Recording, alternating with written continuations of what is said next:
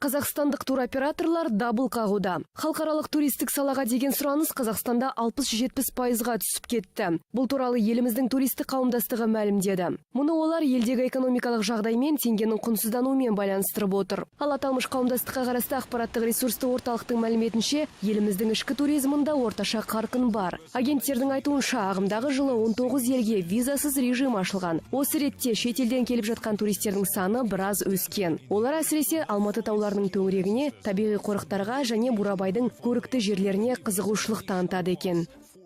И в этом году на карте выездного туризма сузился. Биылғы жылы сыртқа шығу туризмнің чартерлік бағдарламасы қысқарды. Егер жыл сайын чартерлік бағдарламалар көптеген бағыттарға көтерілсе, биыл азайды тек Гоа, Мысыр, Таиланд бағыттарына ғана бар. Және де биылғы жылы девальвация экономикалық жағдайға байланысты шет елде демалатын туристердің саны да күрт азайып кетті.